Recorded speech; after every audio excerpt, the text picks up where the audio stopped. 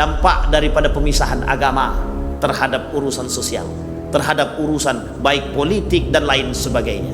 Bayangkan krisis mereka tak dampak lagi sampai mereka berani mengatakan di mana Tuhan. Bahkan mereka berani mengatakan Tuhan sudah mati. Ketika itu tidak Islam, betul. Tetapi apapun agama yang mereka anut ketika itu Kristiani, bahkan mereka berani mengatakan demikian, karena tidak adanya pemisahan urusan agama dengan urusan sosial. Apakah kita mau dibuat seperti itu? Apakah kita mau nilai-nilai agama itu dijauhkan dari kehidupan kita? Apakah kita mau kebiasaan-kebiasaan, perbuatan-perbuatan, tradisi-tradisi jahiliyah itu kembali lagi? Tradisi-tradisi yang tidak benar, tradisi-tradisi tanpa agama balik lagi kepada kita, kemudian kita adopsi dalam kehidupan sehari-hari dengan mengucapkan alhamdulillahirabbil alamin, berselawat kepada Nabi dengan mengucapkan Allahumma salli ala Muhammad wa ala ali Muhammad fil alamin innaka hamidum majid. Ya ayyuhan nasu taqu rabbakumul ladzi khalaqakum min nafsin wahidah wa khalaqa minha zawjaha wa batha minhuma rijalan katsiran wa nisaa wattaqullaha alladzi tasaaluna bihi wal arham innallaha kana 'alaikum raqibah. Baik Bapak Ibu sekalian yang berbahagia, mudah-mudahan di subuh hari ini Allah selalu menjaga kita. Allah limpahkan rahmat dan karunia-Nya dan keberkahan-Nya. Allah jadikan rumah tangga yang sakinah, mawaddah warahmah. Kemudian Allah menjadikan anak-anak yang saleh dan saleha yang selalu dalam ketaatan kepadanya. Amin ya rabbal alamin. Baik Bapak Ibu sekalian yang berbahagia, bagaimana kabarnya, sehat? Masih sehat ya, atu-atu, nenek-nenek, ibu-ibu, bapak-bapak, mudah-mudahan selalu sehat. Yang paling penting adalah kesehatan terlebih dahulu. Insya Allah mudah-mudahan kita bisa selalu istiqamah dalam kebaikan. Baik Bapak Ibu sekalian yang berbahagia, di subuh hari ini kita melanjutkan untuk kajian kita dalam kitabnya Risalah Ahlus Sunnah wal Jamaah karangan Syekh Hasyim Al-Asy'ari, Mbah Hasyim. Kalau kata orang Jawa manggilnya Mbah Hasyim, kalau kita manggilnya Hadratus Syekh Imam Hasyim Al-Asy'ari, pendiri Nahdlatul Ulama. Kita sudah sampai pada nomor yang ke-16, bahkan sudah mau lebih 16. Tapi subuh ini kita akan coba teruskan, lanjutkan sampai 30 tanda kiamat tersebut, atau 30 tanda fitnah akhir zaman itu menurut Syekh Hasyim Al-Asy'ari bisa selesai. Kemudian mungkin nanti akan kita lanjut dengan 10 tanda besar kiamat itu. Maka para ulama sebenarnya berbeda pendapat tentang pemahaman akhir zaman atau fitnah akhir zaman, baik itu yang kecil, imarat atau alamatus sughra, begitu juga alamatul kubra. Karena kata para ulama itu, mereka ada yang mengatakan boleh membahasnya, mengkajinya dalam bentuk terbuka, dan boleh juga, ada juga yang mengatakan sebaiknya mengkaji dalam bentuk tertutup. Tapi sebenarnya kata para ulama, penting bagi umat muslim untuk memahami tanda-tanda agar kita mampu bersiap. Karena memang persiapan itu, artinya manusia hari ini itu penuh dengan kelalaian, banyak dilalaikan oleh kesibukan-kesibukan dunia, sehingga memang kedekatan dengan akhirat itu tidak terlalu kuat.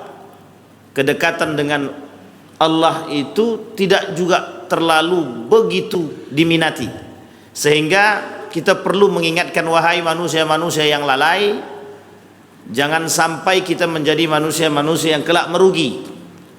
Karena kalau kita tak mengingatkan satu dan yang lain, saling memberikan nasihat antara satu dan yang lain, maka siapa yang akan memberikan nasihat?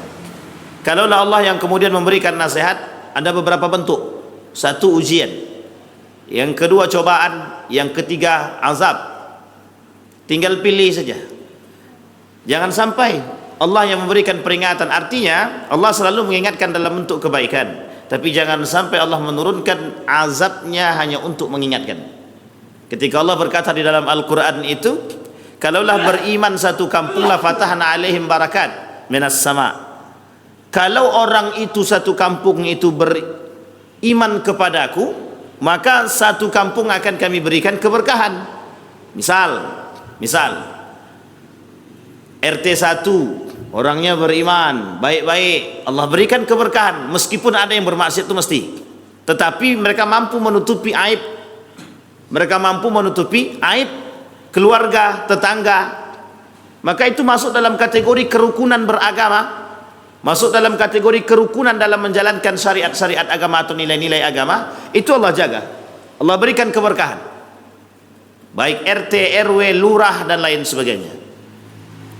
Misal dalam satu kampung itu ada yang berzinah, mungkin mereka belum menikah, tapi mungkin kumpul kebo. Itu tanggung jawabnya satu kampung. Sekalipun ada ulama di situ, Allah tak pandang. Makanya sekalipun ada satu ulama dalam satu kampung tapi tak mampu menghindari, tak mampu mengajak masyarakatnya menghindari kemungkaran, bahkan perzinahan, kemaksiatan sekalipun, maka kampung tersebut bukan lagi keberkahan. Tinggal menunggu kapan Allah akan menghancurkan kampung tersebut. Sebanyak ini, selama ini, kabilah-kabilah, suku-suku yang dihancurkan oleh Allah itu karena kemaksiatan mereka. Artinya apa? Mereka menentang Allah, mereka bermaksiat kepada Allah, tetapi kemudian Allah berikan azabnya kepada mereka, baik berupa penyakit, bisa jadi berupa yang lain, gempa bumi, bisa berupa gunung meletus, mungkin hujan panas yang tak kunjung datang hujannya, dan lain sebagainya, cobaan, ujian. Tapi kalau sudah azab yang Allah berikan, seperti Aus, kelompok Aus, Khazraj, oh itu bahaya, maka kita menghindari. Disitulah kemudian Allah mengatakan, berimanlah kepada Allah, wattaqullaha haitsu ma kunta. Dimanapun kita berada, bertakwalah kepada Allah, karena sesungguhnya kuncinya ada di situ. Tidak bosan-bosan, setiap Jumat selalu diperingatkan, yuk bertakwa kepada Allah. Itu wasiat. Artinya Bapak Ibu sekalian yang berbahagia, Allah saja tidak pernah capek memberikan peringatan atau mengingat hamba-hambanya, mengingat abdun-abdunnya, hamba-hambanya, untuk bisa selalu dekat kepada Allah. Maka salah satu yang disampaikan oleh Nabi dalam hadisnya itu bagaimana mengingatkan kepada orang-orang, wahai manusia, jangan sampai terlena dengan dunia. Maka tanda-tanda fitnah yang disampaikan oleh Nabi dalam hadisnya itu bertujuan untuk memberikan peringatan kepada kita, mengingat agar kita tetap bisa kembali kepada Allah Subhanahu wa taala di jalan yang benar. Nah, subuh hari ini kita akan coba angkat, kita teruskan dari hadis-hadis fitnah akhir zaman itu. Kemudian hadis selanjutnya, la taqumus sa'ah hatta tazurau hatta tarau umuran aziman atau izaman lam tuhadditsu biha anfusakum. Kata Nabi, enggak akan terjadi kiamat sampai kalian akan melihat permasalahan, kejadian-kejadian yang besar terus menerus. Yatanaqamu sya'nuha fi anfusikum wa tas'aluna ahla wa tas'aluna hal kana nabiyyukum dzakara lakum minha dzikra wa hatta tarawu jibal tazula an amakiniha. Tidak akan datang hari kiamat sampai kalian menyaksikan peristiwa-peristiwa besar yang sebelumnya tidak pernah kalian dengar, tak pernah diperbincangkan. Namun peristiwa tersebut semakin mengusik kalian sehingga membuat kalian bertanya, apakah Nabi pernah menjelaskan permasalahan tersebut? Bahkan kalian juga akan melihat gunung-gunung bergeser dari tempatnya. Hadis ini diriwayatkan oleh Imam Ahmad. Ini sudah pernah dibahas oleh para ulama-ulama terdahulu. Salah satunya Syekh Mutawalli Sya'rawi pernah ditanya tentang hadis ini. Begitu juga ulama-ulama salaf yang lain. Apa kata Nabi? sampai kalian akan melihat gunung-gunung itu bergeser. Bapak Ibu sekalian yang berbahagia, hari ini kita akan buktikan secara ilmiah.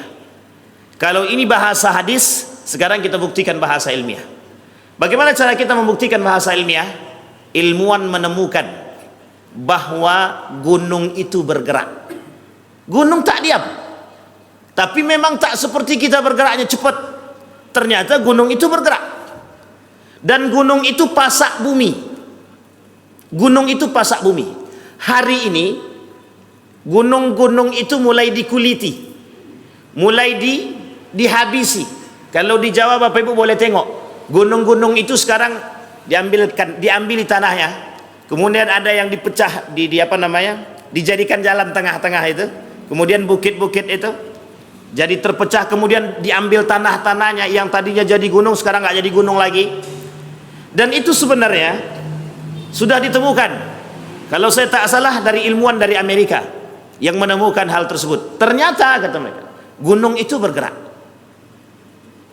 Wa tarawnal jibala, kalian akan melihat gunung-gunung, dan mereka ternyata sebagai pasak itu berjalan. Sehingga nanti ketika pada hari kiamat datang, kiamat besar itu datang, itu keseimbangan antara gunung-gunung tadi sudah tidak terukur. Sehingga ketika keseimbangan itu sudah tidak ada lagi, disitulah kemudian hamparan-hamparan itu muncul. Disitulah kemudian gesekan demi gesekan akan muncul. Makanya gunung itu dalam pandangan para ilmuwan itu tidak bisa diotak-atik, jangan diganggu. Kenapa? Karena itu pasak bumi. Kalau pasak bumi ini berkurang sedikit demi sedikit, maka keseimbangan bumi tidak akan teratur. Artinya adalah gesekan demi gesekan akan terjadi. Sehingga mohon maaf, kita ambil contoh ketika Gunung Krakatau meletus. Itu sangat ilmiah sekali. Sampai semua para ilmuwan, baik dari Jepang, Tokyo itu, baik dari Amerika, baik dari Australia, termasuk salah satunya ilmuwan-ilmuwan dari Indonesia, mencoba mengkaji Gunung Krakatau tersebut. Ternyata apa yang terjadi? Hasil penelitian mereka, betapa besarnya pengaruh gunung tersebut dalam menjadi pasak, sehingga keseimbangan. Bayangkan, itu yang sudah ditemukan. Memang banyak hal-hal yang di dalam Al-Quran itu yang tidak bisa dinalar oleh manusia, hari ini mulai ditemukan secara ilmiah, mulai nampak. Dulu orang tidak tahu laut itu terbelah dua. Maksudnya laut itu ada air asin, ada air tawar. Kemudian hari ini ditemukan, ilmuwan-ilmuwan Eropa menemukan air yang tak bersatu. Air apa yang tak bersatu? Ada air asin, ada kemudian air tawar. Itu berada di laut. Bayangkan, berada di laut. Artinya kalau itu sudah ditemukan, sudah terjawab pertanyaan-pertanyaan yang ada di dalam Al-Quran, sudah terjawab ayat-ayat yang kemudian berada di dalam Al-Quran. Seperti ada api di dalam air, ada sungai di dalam laut. Dan ini sudah terjawab secara keilmuan. Para ilmuwan itu kemudian menemukan itu. Dan ini Bapak Ibu sekalian yang berbahagia, menunjukkan akan kekuasaan Allah, kehebatan Allah. Secara perlahan manusia kembali mencoba menemukan apa yang Allah isyaratkan di dalam Al-Quran. Allah dah bicara di dalam Al-Quran. Allah sudah katakan tentang jibal di dalam Al-Quran, bahwa gunung itu bergerak. Tetapi kemudian manusia baru tahu pada abad ke-20. Pada abad ke-20 baru manusia kemudian mengetahui. Padahal sudah 1400 tahun yang lalu Allah sampaikan. Tanda itu sudah Allah sebutkan di dalam Al-Quran, barulah kemudian ditemukan. Harun Yahya misalkan, seorang yang terkenal ketika itu, yang selalu mencoba membuktikan kejadian-kejadian besar di dalam Al-Quran melalui penelitian-penelitian ilmiah yang dilakukan oleh Harun Yahya. Meskipun di akhir kehidupannya agak sedikit menyeleweng. Nah, ini penting untuk kita pahami. Nah, itu kemudian kalian tak akan pernah dengar, belum pernah diperbincangkan pada masa Nabi. Memang tak ada. Tapi sekarang baru nampak. Sekarang mulai terlihat sedikit demi sedikit. Kita tak mengatakan besok kiamat, tidak. Tapi kemudian kita mengatakan tanda-tanda itu mulai tampak. Tanda-tanda itu mulai terasa. Baik. Nah, kemudian peristiwa-peristiwa tersebut semakin mengusik kalian. Inilah yang kemudian oleh para ulama-ulama mengatakan betapa bencana-bencana alam itu bisa menjadi pedoman, bisa menjadi acuan agar kita bisa selalu taat kepada Allah. Coba tengok misalkan kemarin kita sudah dilanda 2 tahun Covid. Masih ada orang yang berani berkata bahwa itu bukan ujian.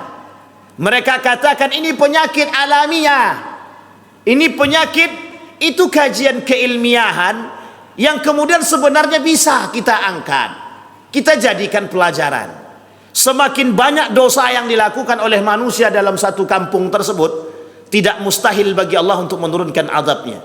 Pelaku Nabi Lut itu termasuk kaumnya yang diberikan azab oleh Allah karena perbuatan tak senonoh yang dilakukan. Homo, apa namanya, bukan LGBT, lesbi, gay, kemudian itu terjadi. Tapi cara Allah memberikan azab kepada mereka itu oleh sebagian manusia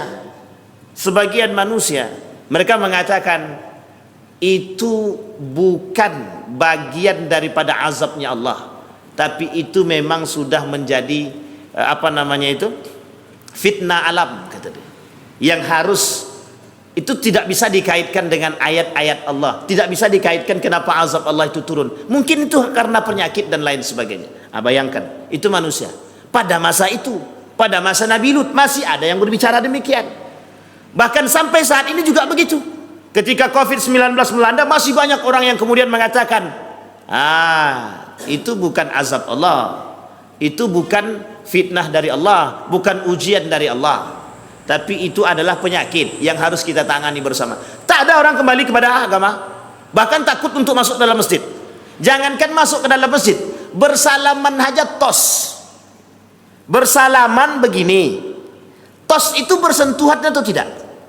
Sekarang pertanyaannya, bedanya di mana? Bersalaman dengan tos sama-sama bersentuh. Emang COVID di telapak tangan, bukan di punggung tangan.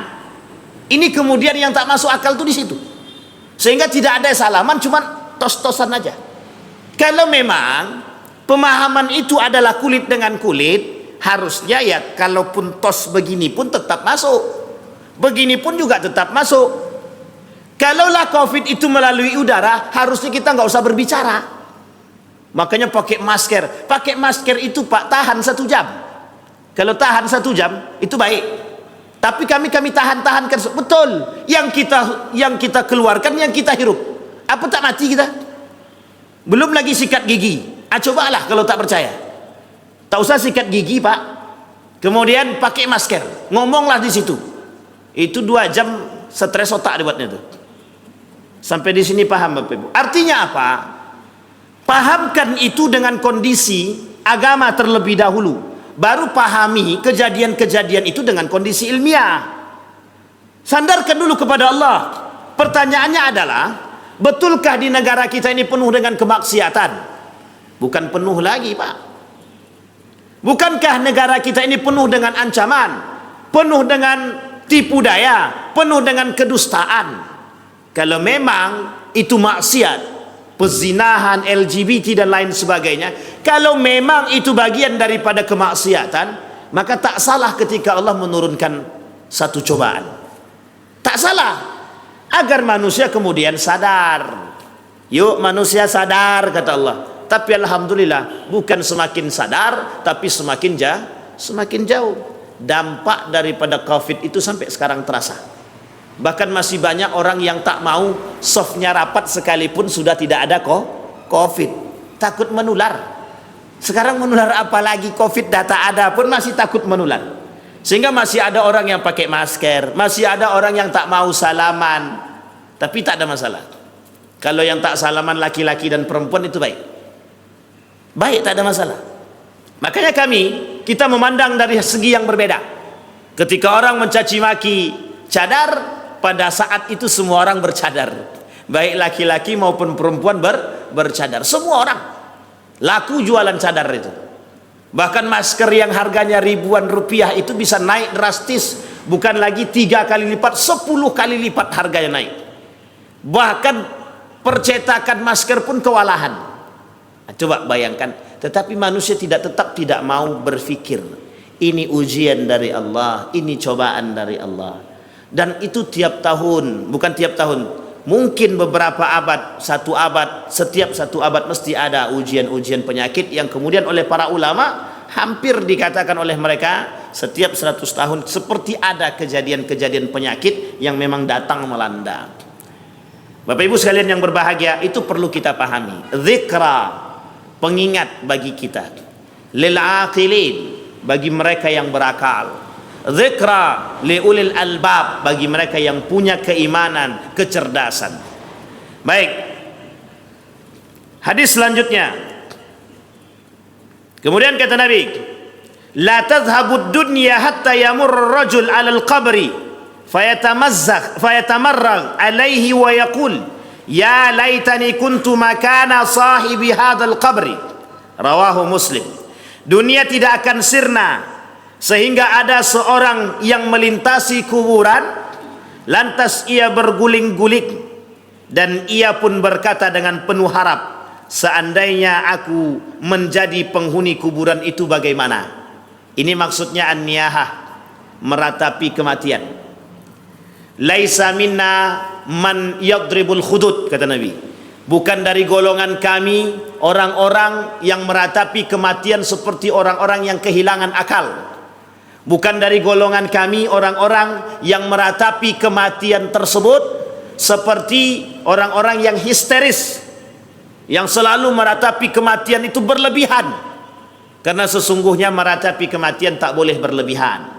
Meratapi kematian itu hanya sewajarnya saja. Nangis boleh, tapi jangan berguling-guling di atas kuburan.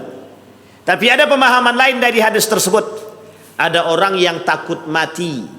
Ada orang yang takut mati. Jadi ketika dia melintas, dan ini kami dapatin Bapak Ibu. Jadi ketika ada orang yang melintasi di kuburan, ketika dia melihat kuburan tersebut, dia trauma dia. Ternyata dia pernah membayangkan diri dia masuk ke dalam kuburan, ini dalam mimpi.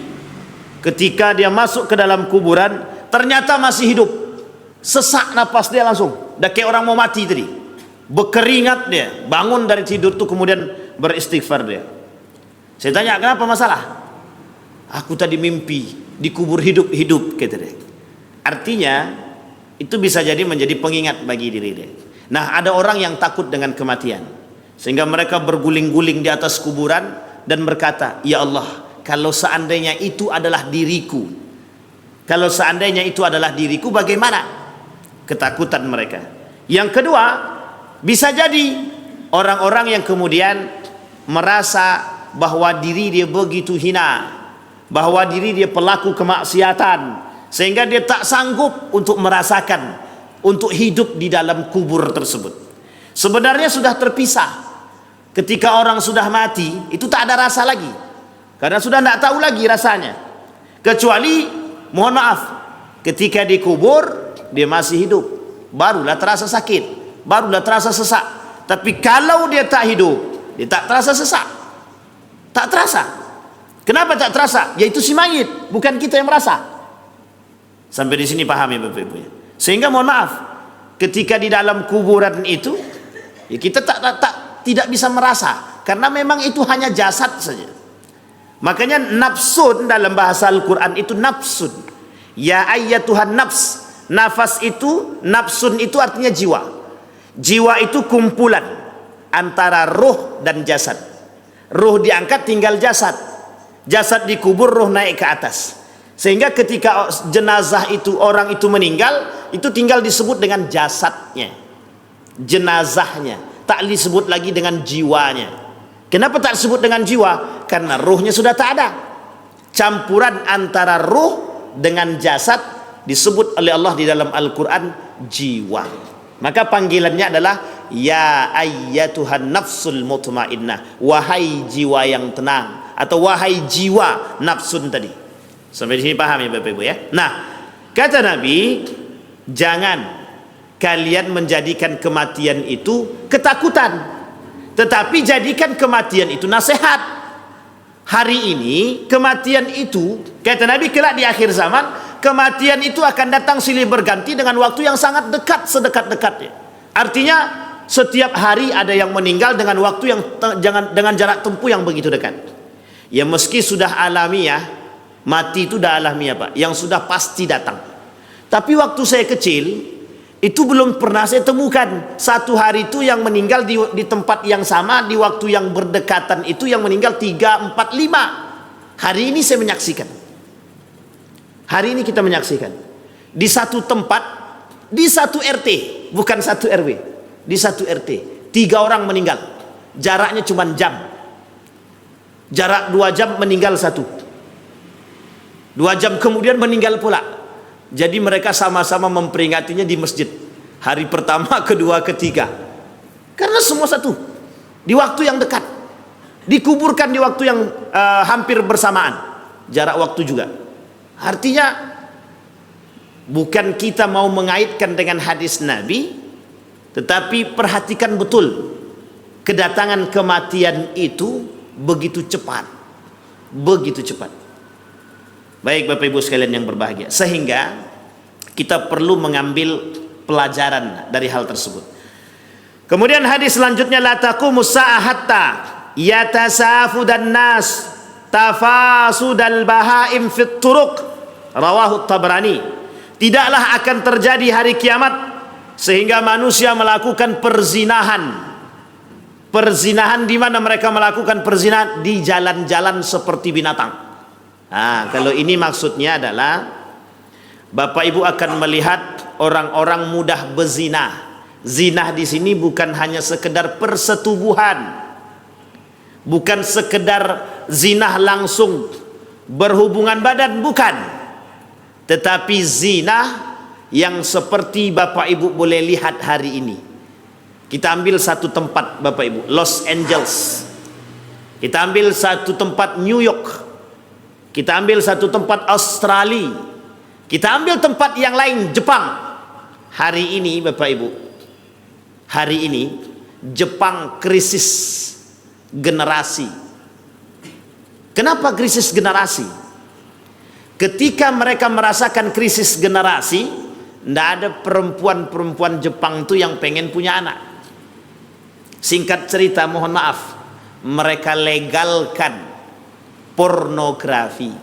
Itu legal. Legal. Sehingga Jepang itu termasuk salah satu kota, negara yang punya produksi film porno. Boleh dicek Bapak Ibu.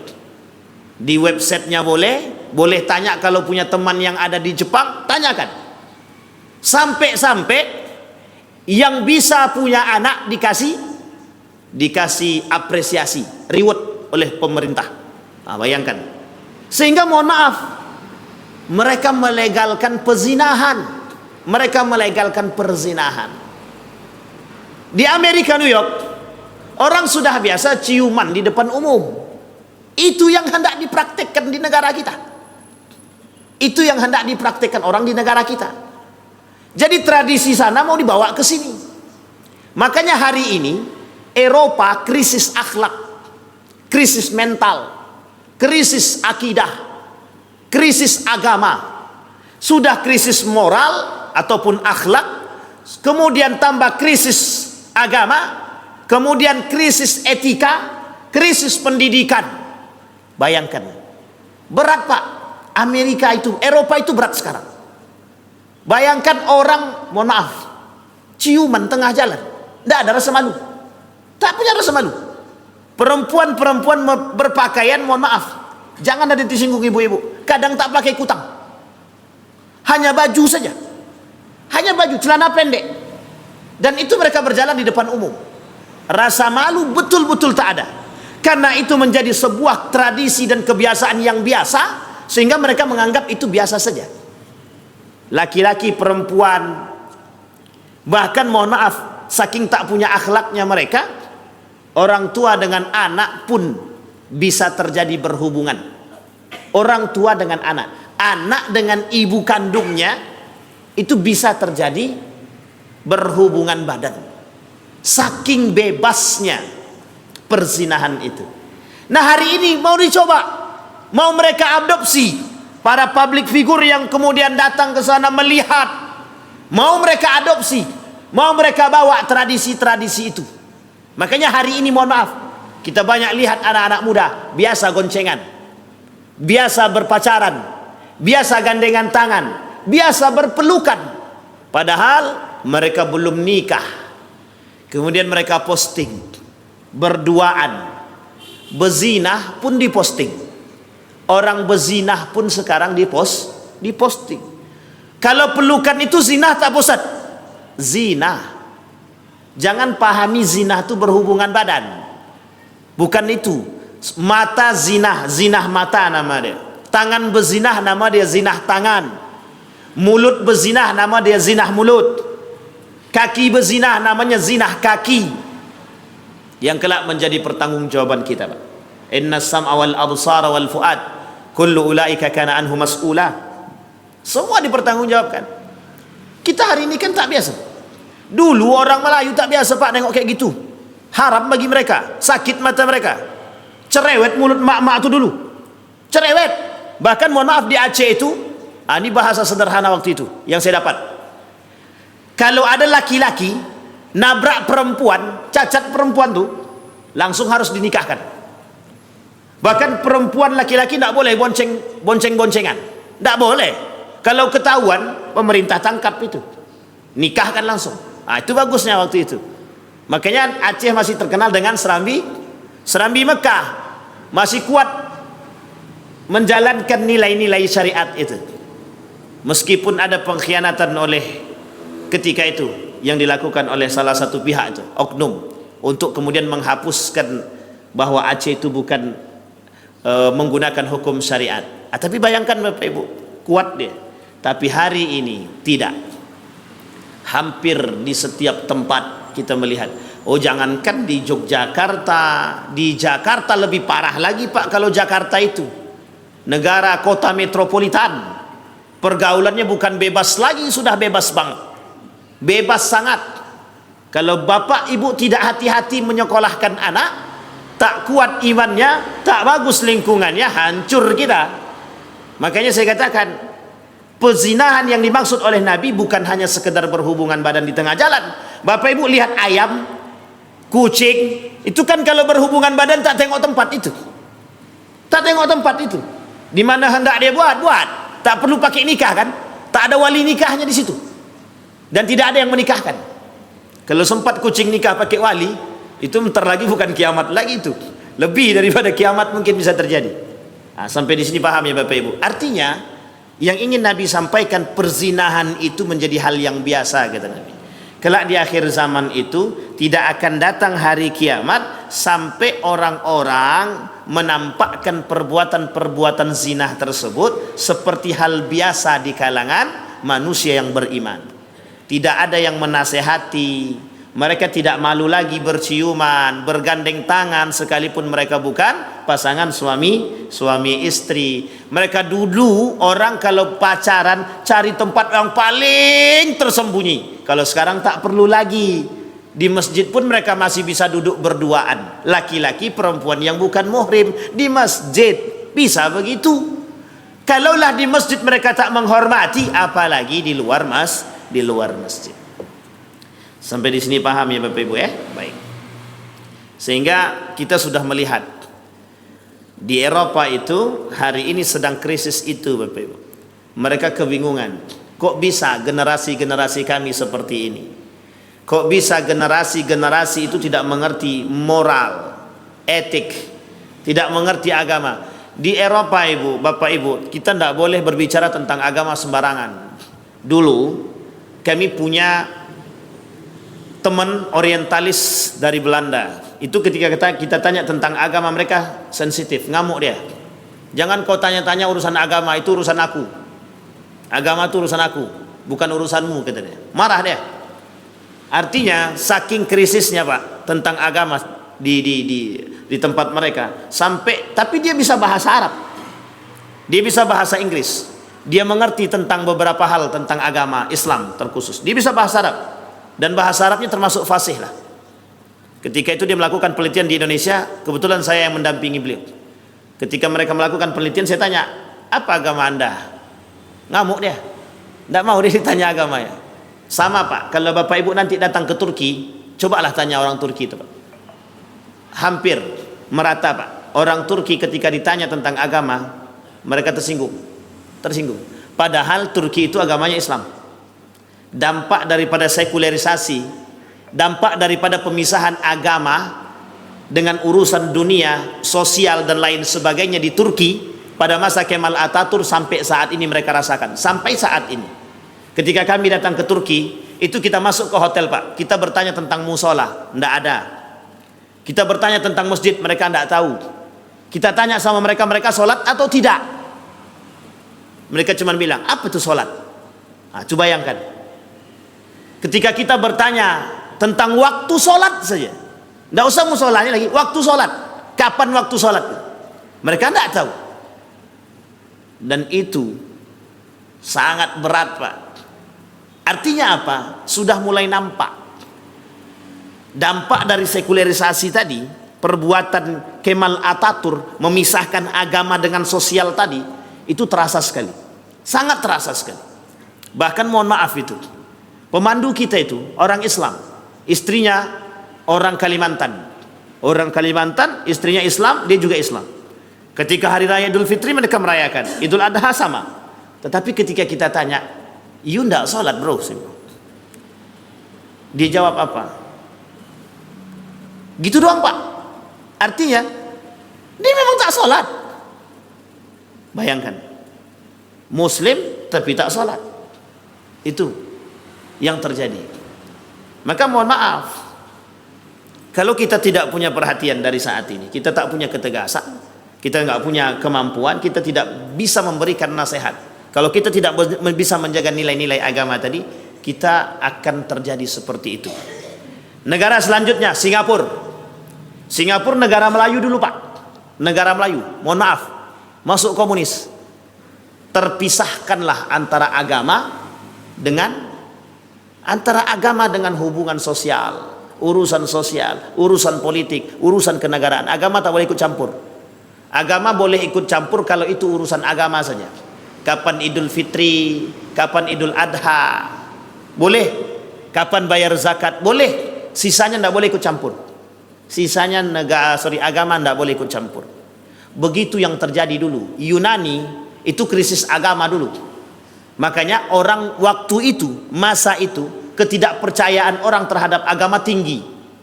Ketika terjadi konflik di Yunani tersebut, ada seorang ilmuwan ketika itu mengatakan, mana para pemangku agama?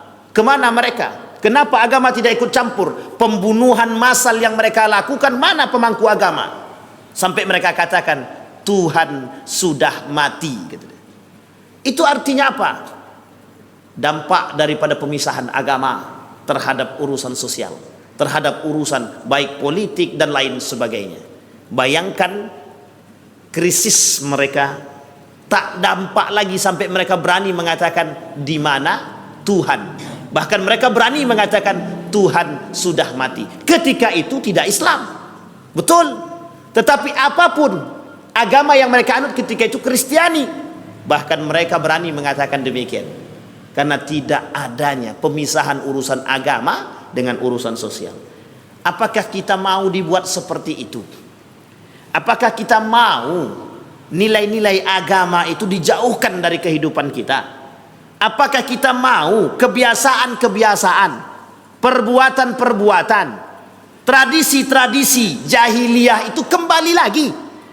Tradisi-tradisi yang tidak benar, tradisi-tradisi tanpa agama balik lagi kepada kita. Kemudian kita adopsi dalam kehidupan sehari-hari. Sampai di sini pahami Bapak Ibu.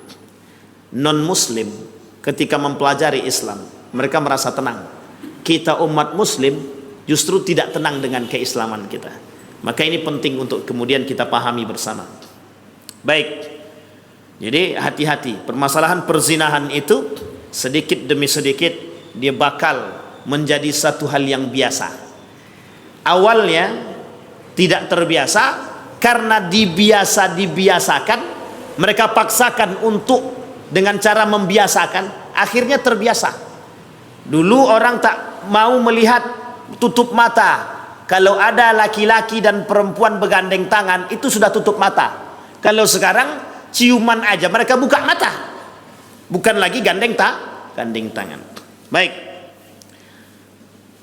La tafna hadhil ummatu hatta yakuma ar-rajul ila al-mar'ati fayaftarishaha fi at-tariq fayakunu khiyaruhum yawma idzin may yaqul law warayna wara'a hadzal ha'id, rawahu Abu Ya'la.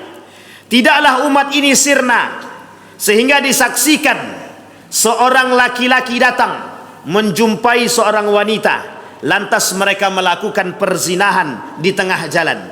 Orang yang terbaik pada kondisi zaman yang sudah sedemikian parah kerusakannya adalah ia yang berkata, seandainya saja kita dapat menyembunyikan diri atau menyingkir sedikit di balik tembok, niscaya kita tidak menyaksikan adegan panas tersebut, kata Abu Ya'la.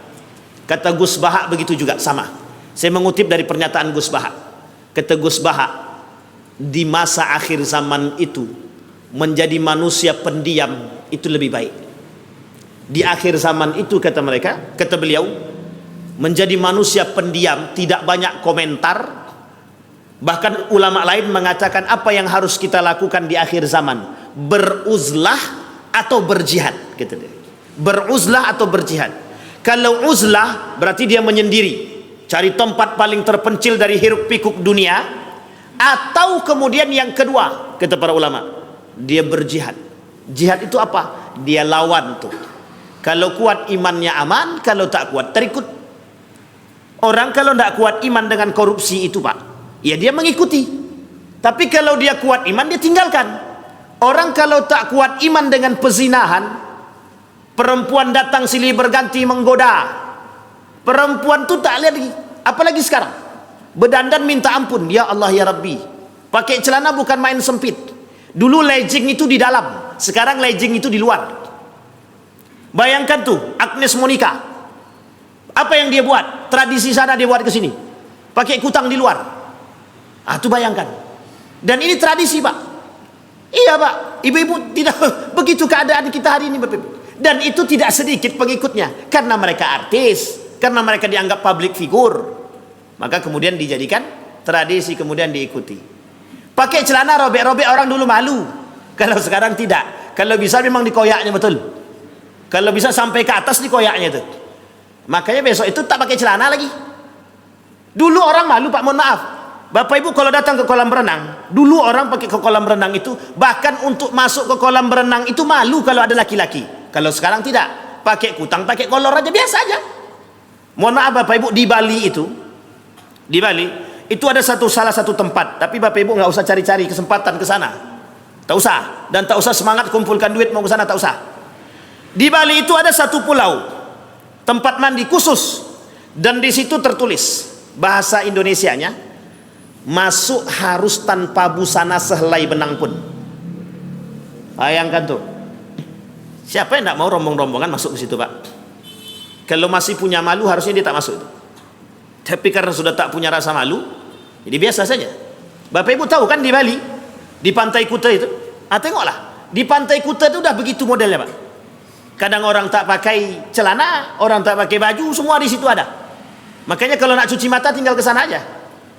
Kalau bapak-bapak, tapi kalau bapak-bapak tak beristighfar dulu. Tapi jangan pula sebelum masuk istighfar, paslah masuk lain cerita. Hilang, Pak, dosa kita. Hilang amal ibadah kita, bukan dosa yang hilang. Sampai di sini paham ya? Bahkan berani itu dibuat. Berani mereka mengatakan membuat itu, tempat itu, mohon maaf, itu kawan saya yang katakan. Kata kawan saya, kau tak boleh masuk ke sini, Wad. Kenapa tak boleh? Tentu. Baca. Kita baca, Pak. Ternyata yang boleh masuk itu hanya orang yang tanpa busana sehelai benang pun. Bayangkan tuh, sehelai benang. Jadi artinya apa? Kalau pakai celana dalam tak boleh masuk. Kalau masih pakai kaos dalam tak boleh masuk. Artinya apa? Begitulah parahnya hari ini ketidakpunyaan rasa malu terhadap apa yang diperbuat. Jadi kalau Allah berkata manusia itu diibaratkan seperti binatang, ya memang begitulah keadaannya. Orang-orang yang tidak punya iman, orang-orang yang imannya jauh menurun, itu Allah ibaratkan seperti binatang. Balhum adal, kata Allah. Karena mereka memperturutkan hawa nafsu mereka.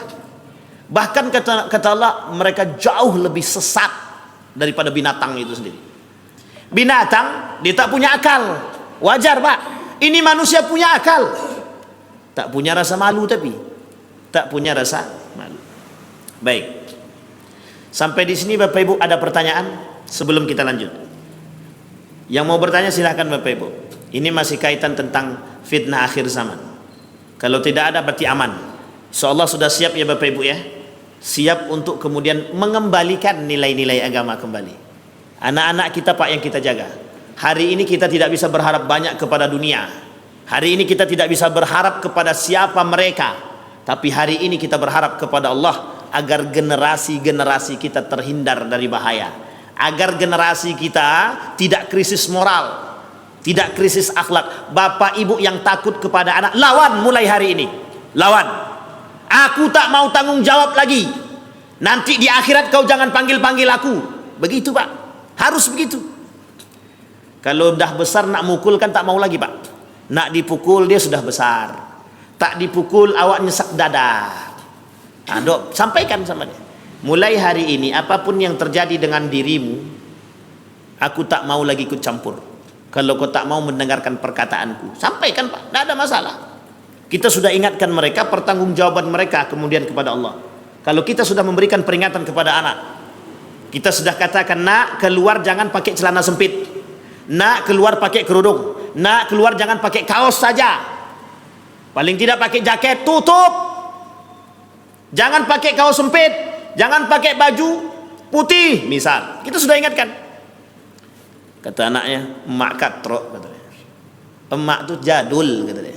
Emak tu orang zaman dulu, tak tahu mana modis kata dia. Tak tahu bagaimana model. Nah, itu anak zaman sekarang tuh Pak. Jadi karena modis tu maknya pun dicakapnya begitu. Emak tu tak tahu model, emak tu tidak gaul, emak tu orang zaman dulu kata dia.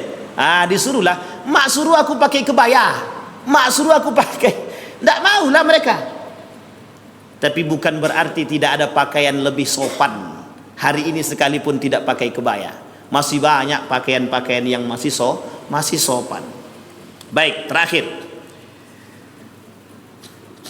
Kata Nabi, la taqumus sa'ah hatta tujadal mar'atu nahara tunkahu ay tujama wasatat tariq wa yunkiru dhalika ahad fayakunu amsaluhum yawma idzin alladhi yaqul law nahaitaha anit tariq qalilan fadhalika fihim mithlu Abi Bakrin wa Umar fikum. Rawahu al-Hakim.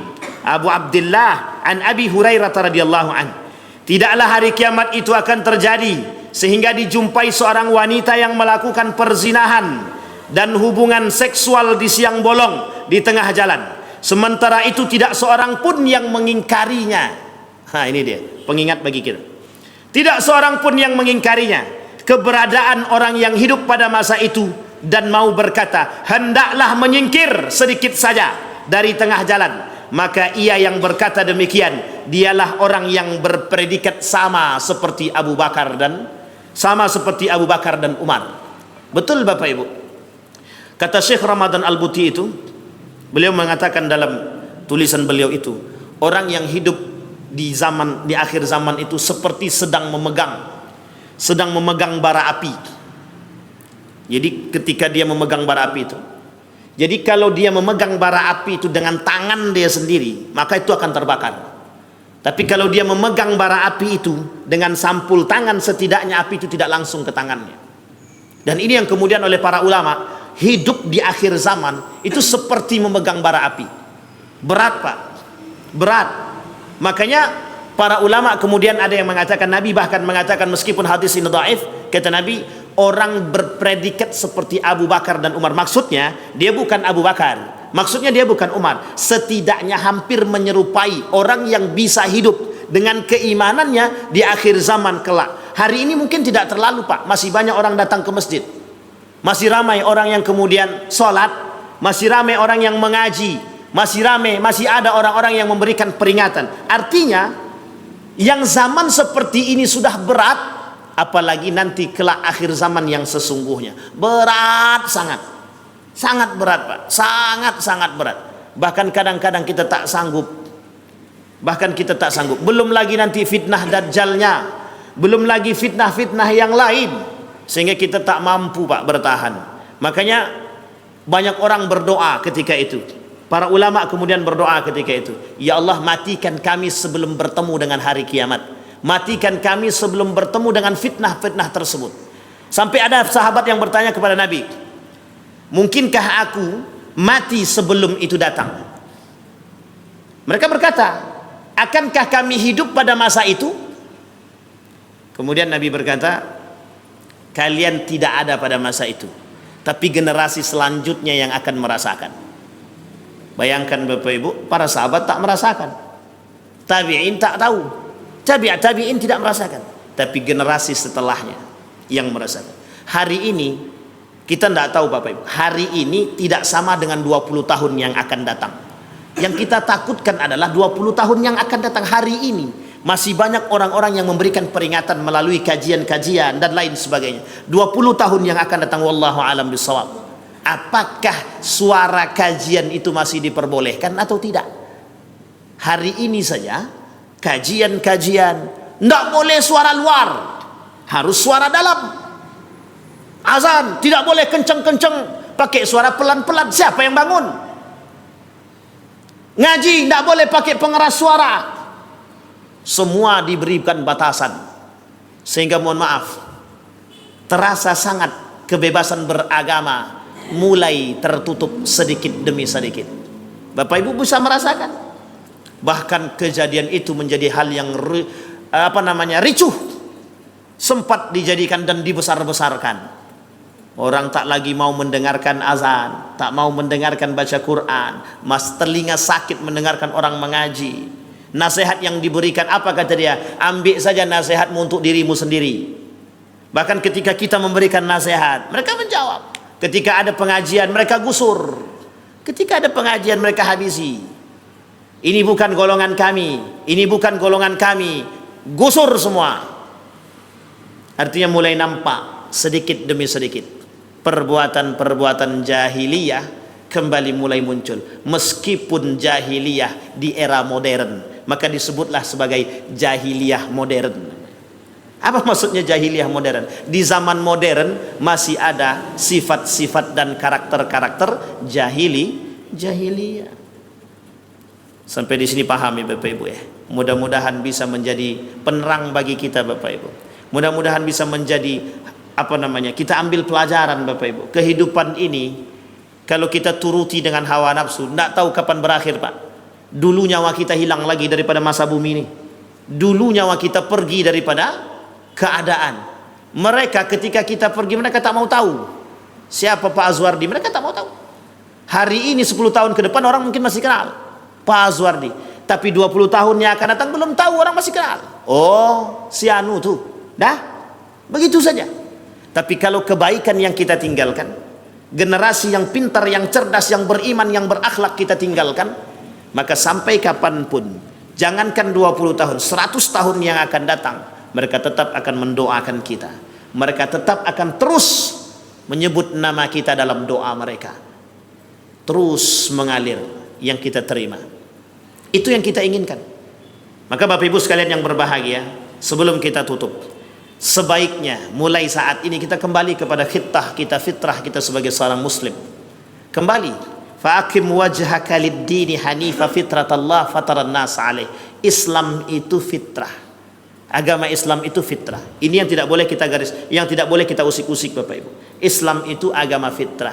Agama yang fitrah ini agama yang hanif, agama yang lembut, agama yang baik, agama yang rahmatan linnas, bukan lil mu'minin, bukan lil muslimin, tapi agama rahmatan linnas. Agama ini rahmat bagi umat manusia, bukan orang muslim saja, bukan orang beriman saja. Semua orang berhak merasakan damainya berislam. Semua orang berhak merasakan nikmatnya dengan nilai-nilai Islam. Maka kita diperjuangkan, Bapak Ibu, kita dipaksakan untuk meninggikan nilai-nilai keislaman tersebut. Jangan aneh dengan nilai Islam itu sendiri. Jangan aneh dengan akhlak yang baik. Jangan aneh dengan orang yang, mohon maaf, tidak pacaran. Jangan aneh dengan orang yang menjaga. Si Anu tuh tak mau salaman sama saya, padahal dia sedang menjaga, Pak. Mohon maaf, bapak-bapak tidak usah paksakan perempuan untuk bersalaman dengan bapak-bapak, tak usah. Karena mereka sedang menjaga, mereka sedang menjaga jarak, mereka sedang menjaga nilai agama. Kita dukung, bukan semakin kita caci. Si Anu itu sudah tak mau lagi akrab dengan aku, tak mau lagi boncengan dengan aku. Siapa bapak? Mereka sudah punya suami, bapak sudah punya istri, tak perlu bonceng-bonceng lagi. Itu nilai agama. Iya, jangan biasakan nilai-nilai itu. Kita hindari nilai-nilai yang merusak. Kemudian kita angkat nilai-nilai yang membangkitkan dan membangun. Itu yang kita inginkan saat ini, Bapak Ibu sekalian yang berbahagia. Agar kita kelak mudah mempertanggungjawabkan amal ibadah kita. Kata Nabi dalam riwayatnya, sebelum kita tutup yang terakhir, kata Nabi dalam riwayatnya, tu'mal, nanti tu'radul a'mal, hari Kamis dan hari Senin. Ini saya sudah dapatkan dalilnya. Hari Kamis dan di hari Senin, itu semua amal ibadah umat manusia akan ditampakkan di hadapan Allah, mana yang baik dan mana yang buruk. Disinilah Bapak Ibu sekalian yang berbahagia, kenapa kita perlu puasa. Yang pengen puasa silahkan, karena tetap masih sunnah. Senin dan Kamis, ternyata di hari itu manusia amal ibadahnya ditampakkan di hadapan Allah. Maka siapa yang melakukan kebaikan, siapa yang melakukan keburukan, Allah tahu, Allah nampak, dilaporkan, Pak, dilaporkan kepada Allah. Tu'radul a'mal fi yaumil khamis wal itsnin. Disitulah kemudian kita harus bisa memperbanyak amal. Makanya kenapa Nabi kemudian melakukan puasa Senin Kamis, puasa sunnah Senin Kamis, agar ketika amal ibadah yang dipertanggungjawabkan itu sampai ke hadapan Allah dalam keadaan berpuasa, dalam keadaan berbuka, dalam keadaan mengharap ridhonya Allah Subhanahu wa ta'ala. Bapak Ibu sekalian yang berbahagia, setidaknya kita mencoba hidup di tengah hiruk pikuk ini dengan keimanan yang baik. Sempurna tidak, tetapi paling tidak mencoba sedikit demi sedikit berjalan di atas paku-paku itu dengan jalan yang baik, jalan yang lembut. Kalau tanah itu berpaku, kalau kita jalannya kencang mesti luka, Pak. Tapi kalau kita berjalan pelan-pelan, insya Allah masih bisa kita menahan rasa sakit, tapi setidaknya tidak tembus di kaki kita. Tapi kalaulah kita itu paku banyak, tapi kemudian kita berjalan seperti hentakan-hentakan yang keras, kaki kita tak sanggup, Pak, menahannya, mesti tembus. Artinya adalah kita belum sampai masa akhir zaman yang sesungguhnya, tapi bumbu-bumbu akhir zaman sudah kita rasakan. Di zaman yang carut marut itulah kemudian kita berharap keridhaan Allah agar menjadi manusia yang berakal, yang Allah sebut sebagai ulul albab, berakal dengan iman, berakal dengan akhlak. Artinya kokoh kita menjadi manusia yang baik, hendaknya di akhir menjadi manusia yang istiqamah. Amin ya rabbal alamin. Baik, kita tutup. Mudah-mudahan ada manfaatnya bagi kita semua. Mudah-mudahan bisa menjadi pedoman bagi kita. Mudah-mudahan bisa menjadi miskat penerang bagi kita kelak di akhir zaman, kelak di hari kiamat bisa kita pertanggungjawabkan untuk mendapatkan keridhaan Allah Subhanahu wa taala. A'udzubillahi minasyaitonir rajim. Bismillahirrahmanirrahim. Alhamdulillahirabbil alamin. Qul sadaqallahu fattabi'u millata Ibrahim hanifah. Sadaqallahu wa man asdaqu minallahi qila. Sadaqallahu wa man asdaqu minallahi haditha. Ya hayyun ya qayyum, ya fattah ya alim ya aziz ya ghaffar ya rabbal alamin. Allahumma a'idna ala dzikrika wa syukrika wa husna ibadatik. اللهم انصر من نصر الدين واخذل من خذل المسلمين اللهم انصر إخواننا المجاهدين في فلسطين وفي غزة وفي كل مكان اللهم دمر اليهود اللهم أهلك الكفرة والمبتدعة والمشركين أعداءك أعداء الدين اللهم أصل أخلاق شباب المسلمين والمسلمات اللهم إنا نسألك إيمانا كاملا ويقينا صادقا وعملا صالحا مقبولا وتجارة لن تبور ربنا ظلمنا أنفسنا وإن لم تغفر لنا وترحمنا لنكونن من الخاسرين اللهم فقهنا في الدين وعلمنا التأويل ربنا آتنا في الدنيا حسنة وفي الآخرة حسنة وقنا عذاب النار والحمد لله رب العالمين السلام عليكم ورحمة الله وبركاته